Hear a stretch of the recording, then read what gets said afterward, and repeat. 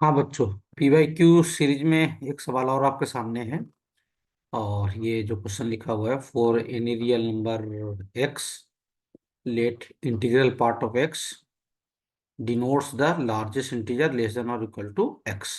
मतलब GIF, greatest integer function बोल सकते हो आप। Let f be a real valued function defined on the interval -10 to 10, -10 से 10 के बीच में फंक्शन को डिफाइन किया गया है by f x is equal to x minus integral part of x. यहाँ लिख लेते हैं हम लोग ना। ये देखिए क्या लिखा गया है।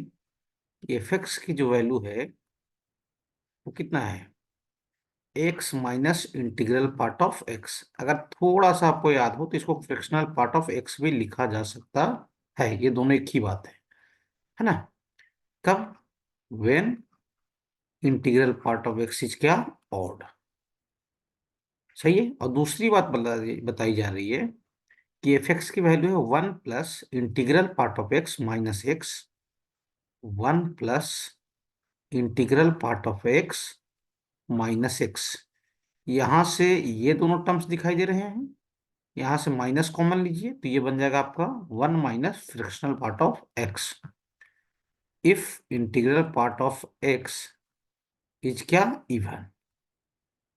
ये ऐसा बताया गया है। सही है। क्लियर हो?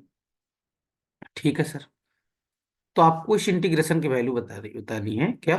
देन आपको बताना है कहाँ, कौन से इंटीग्रेशन की वैल्यू। देन π² / 10 और -10 से 10 fx cos πx dx। Clear हो बच्चों? ये बात आपको समझना पड़ेगा, ये जेई मेंस 2022 का पूछा हुआ क्वेश्चन है। और मैं आपको एक चीज और बता दूं, ये जो क्वेश्चन है जेई एडवांस में भी पूछा गया था, 2009-10 के आसपास का जेई एडवांस का ये क्वेश्चन रहा है। तो बढ़िया क्वेश्चन है अपने आप में। तो क्वेश्चन को डिस्कस करने से पहले कुछ बातें मैं बता दूं आपको, है ना, जो क्वेश्चन पे अपन क्या करेंगे, यूज करेंगे। क्लियर हो? तो सबसे पहली बात मैं आपको बता दूं, एक तो मैं चेन रूल अप्लाई करूंगा इस पे सीधा, है ना। अभी क्वेश्चन मैं डिस्कस नहीं कर रहा हूं, मैं आपको बता रहा हूं कि अभी अपन क्या कर रहे हैं। आ, वो कॉन्सेप्ट को मैं डिस्कस कर दे रहा हूं जो क्वेश्चन पे अप्लाई करूंगा। ठीक है। तो चेन रूल क्या होता है इसको देख लेते हैं, इसको अप्लाई करेंगे इस क्वेश्चन में। क्वेश्चन का सॉल्यूशन नहीं बता रहा हूं, ध्यान से समझे आप। Chain rule of integration, chain rule of क्या, इंटीग्रेशन, जो इस क्वेश्चन में मैं अप्लाई करूंगा जल्दी जल्दी, है ना। मान लो कोई दो फंक्शन मल्टीप्लाई में है, कौन, यू भी। क्लियर हो? हाँ सर, अब इसका करना है आपको इंटीग्रेशन। क्या करना हो, इंटीग्रेशन। तो आप ध्यान रखें, आप डिसाइड कर लेंगे किसी एक का अपन डिफरेंशिएशन कर लेंगे और किसी एक का क्या कर लेंगे, इंटीग्रेशन। ये डिसाइड कर लो आप, जैसे बाई पार्ट में डिसाइड करते हो। तो चलो इसका कर लेते हैं अपन क्या, डिफरेंशिएशन कर लेते हैं यू का, और इसका क्या कर लेते हैं, इंटीग्रेशन।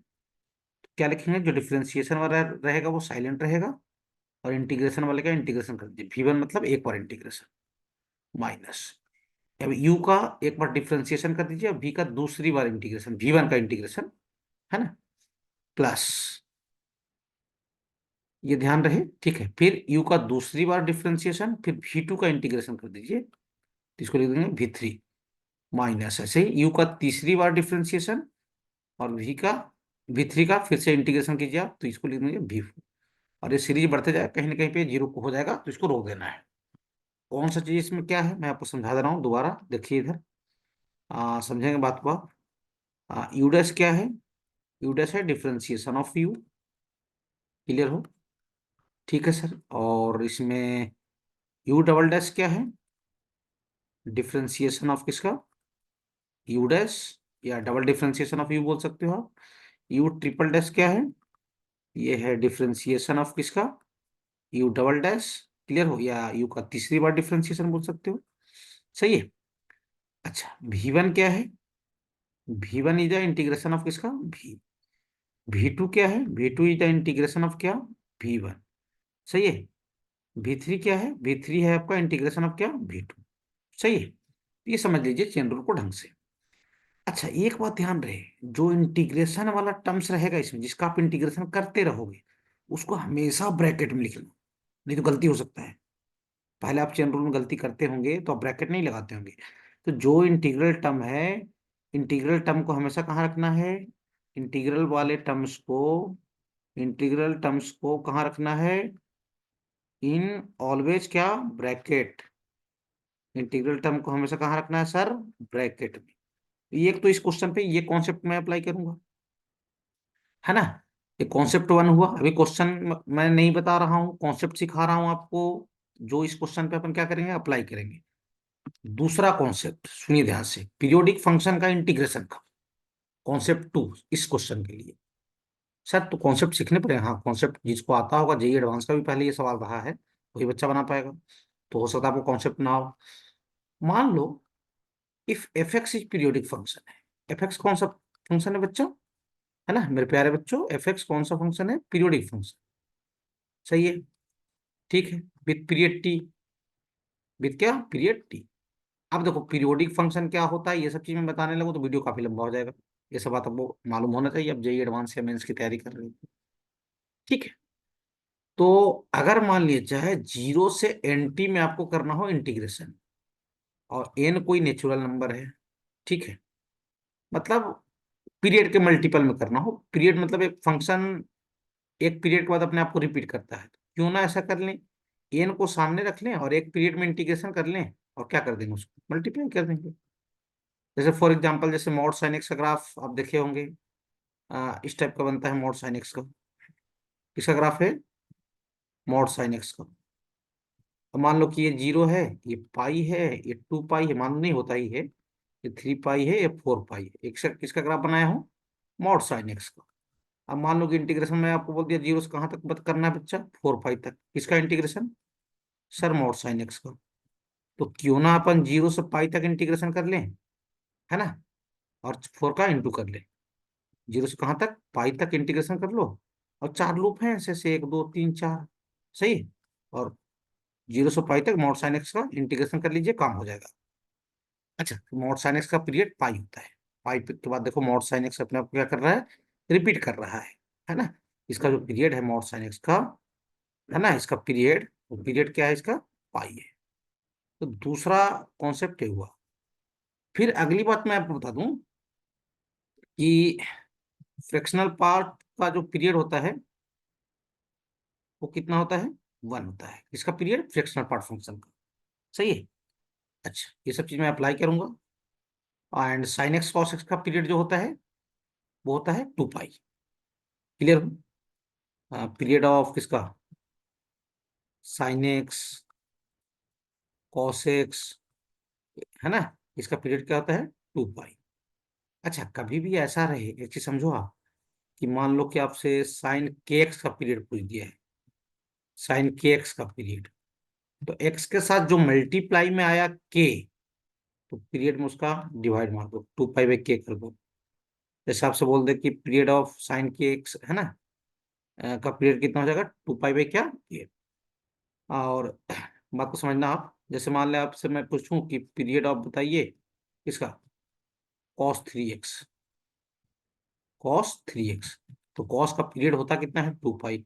टू पाई लिख लिया, और थ्री मल्टीप्लाई में है, थ्री यहाँ डिवाइड मार लो। जैसे इस क्वेश्चन में जो फंक्शन यूज किया गया है वो है period of cos pi x, सही है। कॉस का पीरियड होता है टू पाई, और एक्स के साथ मल्टीप्लाई में कौन है, पाई, तो इसका डिवाइड मार लो, ये आ जाएगा कितना, टू। अब मैं क्वेश्चन को डिस्कस करता हूँ, सुनना ध्यान से।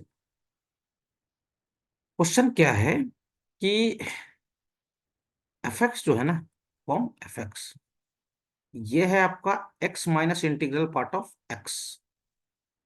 कौन, एफ एक्स, दैट इज मैंने लिखा था फ्रैक्शनल पार्ट ऑफ एक्स। देख लो क्वेश्चन को, है ना, देखो यहाँ पे ऊपर में, मैं एक बार हाईलाइट करके बता रहा हूँ आपको कहाँ पे, ये देखो ऊपर में, है ना, जहाँ पे लेजर जा रहा होगा। कब, when integral part of x is odd, सही है। उसी चीज को मैं दोबारा लिख दे रहा हूँ ताकि अपन उधर अच्छे से कर पाए। ये कब है, इंटीग्रल पार्ट ऑफ एक्स क्या होना चाहिए, ऑड। अच्छा सर, तो ये तो पीरियड, ये तो पीरियोडिक है sir, fractional part of x. हाँ सर, तो इसका पीरियड कितना हो जाएगा, वन। ठीक है, fractional part of x periodic है, ठीक है, कोई दिक्कत नहीं है।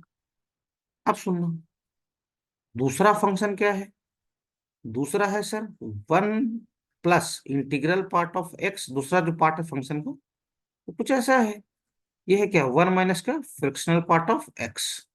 सही है। अब ये कब है, ये कब है, जब इंटीग्रल पार्ट ऑफ एक्स क्या है, इवन है। सही है। अच्छा देख लो, मिला लो। हाँ सही जा रहे हैं सर। देखो भैया, अच्छा इसका भी पीरियड कितना आ जाएगा, 1 ही होगा। तो ओवरऑल इनका जो कॉमन पीरियड है फंक्शन का वो 2 हो जाएगा। क्यों, देखो आप पहला ऑड नंबर आपको 1 मिला, तो उसके बाद ये फंक्शन अपने आपको रिपीट कब करेगा, 3 पे, फिर 5 पे, ऐसा इस टाइप का ना। जैसे पहला इवन नंबर आपको 2 मिला, तो अगली बार रिपीट कब करेगा, 4 पे, 6 पे। तो ओवरऑल इस फंक्शन का पीरियड बोला जाए ना, इस फंक्शन का पीरियड जो हो जाएगा, पीरियड ऑफ एफ एक्स, वो हो जाएगा आपका कितना, 2 हो जाएगा। पहले ये बात समझना पड़ेगा, एफ एक्स का पीरियड कितना हो गया साहब, 2। सही है। हाँ सर, मतलब एफ एक्स पीरियोडिक फंक्शन है विद पीरियड 2। ठीक है बच्चों। अच्छा सर, अब क्या है, क्वेश्चन ये है आपका कि इस इंटीग्रेशन की वैल्यू बताना है। फाइंड, मिला लो आप, पीछे से लिखा हुआ है, पाई स्क्वायर में शायद 10 होगा, और -10 से 10 में मिलाता हूँ लिखने के बाद। वो क्वेश्चन ये है, f x cos pi x D x. एक बार मिला लेते हैं क्वेश्चन को। हाँ, pi square by 10 -10 to 10 F x cos pi x, है ना। यहाँ डी टी नहीं था, यहाँ पे डी एक्स था, ये गलत मिसप्रिंट हो गया, ये डी एक्स था। सही है। अच्छा सर, तो अपन क्या करते हैं ना, ये जो टर्म्स दिखाई दे रहा है, हाँ सर, दिख रहा है। हाँ, इसमें जो ये टर्म है और ये टर्म है, इसका तो मैं पीरियड आपको निकाल के बताया। इसका पीरियड कितना है साहब, इसका पीरियड 2। और इसका पीरियड अभी पीछे सिखाया आपको, कॉस पाई एक्स का। कॉस एक्स का पीरियड क्या होता है, 2 पाई। और 2 पाई में पाई का डिवाइड, 2 पाई में किसका डिवाइड मारिए, पाई का। इसका भी पीरियड कितना आ जाएगा, 2। तो ओवरऑल फंक्शन का पीरियड कितना हो जाएगा, 2, है ना। मतलब जो इंटीग्रल वाला फंक्शन है, ये वाला, this function is, overall function is periodic. ये क्या है, पीरियोडिक, पीरियोडिक फंक्शन है। और पीरियड ओवरऑल कितना है, जो इंटीग्रेशन के टर्म में जो अंदर है, उसका पीरियड कितना है, 2।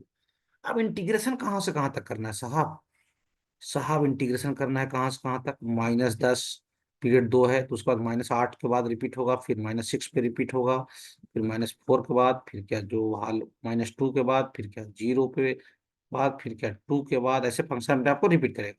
फिर 4 के बाद, फिर 6 के बाद, है ना, फिर 8 के बाद, फिर क्या 10 के बाद, ऐसा। तो -10 से 10 तक आपको इंटीग्रेशन करना है, -10 से कहाँ तक, 10 तक। सही है। अब सोचो यार, कि जो इंटीग्रेशन 0 से 2 में होगा, वही इंटीग्रेशन 2 से 4 में होगा, बिकॉज इधर फंक्शन पीरियोडिक है। जो फंक्शन अपने आप को 0 से 2 में जैसा ग्राफ बनाएगा, वैसा ही ग्राफ 2 से 4 में बनाएगा, सेम ग्राफ 4 से 6 में बनाएगा। हाँ सर, तो क्यों नहीं काउंट कर लो कि ये कितने इंटरवल हैं, 1 2 3 4 5 6 7 8 9 10, मतलब 10 लूप बनेंगे। जो 0 से 2 में जैसा ग्राफ बनेगा, हु बहु ग्राफ 2 से 4 में बनेगा, हु बहु ग्राफ 4 से 6 में बनेगा, हु बहु ग्राफ 6 से 8 में, और हु बहु ग्राफ बनेगा 8 से 10 में, वैसे ही निगेटिव साइड। तो मतलब ऐसे 10 लूप बनेंगे। तो अपन क्या करते हैं ना, ऐसा करते हैं, पाई स्क्वायर बाई 10, जो ए इंटीग्रेशन है इसको, है ना, इंटू 10 कर लेते हैं, 10 लूप बनेंगे, और 0 से 2 तक इंटीग्रेशन कर लेते हैं। तुम बोले ठीक है सर, ये तो बड़ा अच्छी बात है सर, थोड़ा सा सिंप्लीफाई करने के लिए। ये 10 से 10 क्या हो गया, कट गया। सही है। तो अपने को पाई स्क्वायर इंटू किसकी वैल्यू चाहिए, 0 से 2 F x cos pi x D x. सही है। अच्छा, थोड़ा सा क्या करते हैं ना, इसको फर्स्ट मान लो बेटा, ठीक है।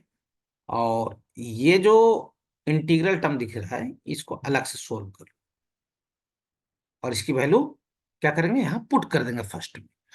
ठीक है सर, चलिए आपकी बात हम मान लिए। चलिए, तो let i is equal to क्या मान लेते हैं sir, i is equal to 0 से 2। अच्छा क्वेश्चन है, मैं बिल्कुल आराम से, देखो समय लग रहा है, मैं चाहता तो मैं इसको 2-3 मिनट में बता दिया, तो मुझे बताने में कोई दिक्कत नहीं, लेकिन मेरा काम है आपको सिखाना, कि आप सीख पाए, ज्यादा अच्छा है। वीडियो बना दिए 2 मिनट का, हो गया, उससे क्या फायदा, जब क्वेश्चन नहीं सीख पाए तो। वीडियो लंबा जा रहा है इसलिए कि क्वेश्चन को ढंग से एक्सप्लेन किया जा रहा है, तो थोड़ा सा आपको समय देना पड़ेगा। बिल्कुल आराम से समझिए, बिल्कुल बेसिक बेसिक बातों को मैंने ध्यान रखा, जहां तक हो पाया मैंने एक्सप्लेन करने की कोशिश की, छोटी छोटी बातों को भी, तो ध्यान से देखते जाइए। तो ये है f x cos pi x D x. Clear हो? हाँ सर, इसको तोड़ दो 0 से 1। सही है, f x cos pi x D x. ठीक है सर, फिर कहां से कहां सर? 1 से 2 F x cos pi x D x. सही है। ऐसा क्यों तोड़े सर? क्योंकि 0 से 1 के बीच में, 0 से 1 के बीच में यहाँ पे जो इंटीग्रल पार्ट ऑफ एक्स आता है, ये आपको पता है कितना आता है? 0 आता है। 0 इज इवन नंबर। और यहाँ पे जो इंटीग्रल पार्ट ऑफ एक्स आएगा 1 से 2 के बीच में, ये आएगा 1 आएगा, और 1 इज ऑड। ये क्या है? इवन 0। हाँ सर। और 1 क्या है? एक मिनट, क्या हो गया यार? ओहो, कुछ गड़बड़ क्या? तो सही करने दो। हाँ सर, ये इवन है। कौन? 0। और 1 कौन सा नंबर है? ऑड है। ठीक है। तो फंक्शन कुछ ऐसा ही डिफाइन किया गया है। पिछले स्लाइड पे जाकर अपन फंक्शन को देखते हैं। फंक्शन क्या बोला गया? जब integral part of x even है तो फंक्शन कुछ ऐसा है ना? देखो मैं ब्लैक से आपको मार्क दिखा रहा हूँ। देखो, जब integral part of x even है तो फंक्शन ऐसा है, ब्लैक से जो मार्क कर रहा हूँ। ठीक है। तो 0 से 1 के बीच में इंटीग्रल पार्ट कितना आया? 0 आया। तो यहाँ पे इंटीग्रल पार्ट की वैल्यू 0 रख दीजिए, क्योंकि इवन में यही वाला यूज करना है, ऑड में ऊपर वाला यूज करना है। ये कितना हो जाएगा? ये 0 आ जाएगा। ये वाला वैल्यू कौन सा, मैं आपको लेजर मार्क पर दिखा रहा हूँ। ये वैल्यू 0 आ जाएगा, तो बच क्या जाएगा? 1 - x। मतलब 0 से 1 के बीच में फंक्शन जो हो जाएगा आपका, सुनना ध्यान से, कहाँ पे? 0 से 1 के बीच में फंक्शन जो हो गया वो कितना हो गया? 1 - x और cos pi x D x, plus दूसरा 1 से 2 के बीच में। आइए स्लाइड पे चलते, पिछले स्लाइड पे। हाँ सर, 1 से 2 के बीच में इंटीग्रल पार्ट ऑफ एक्स आया 1, जो कि ऑड है, तो ये ऊपर वाला यूज करेंगे। तो यहाँ 1 रख दीजिए वैल्यू को। ये कितना आ जाएगा? x - 1, जो ब्लैक से घेरा में। ये कितना आ जाएगा? x - 1।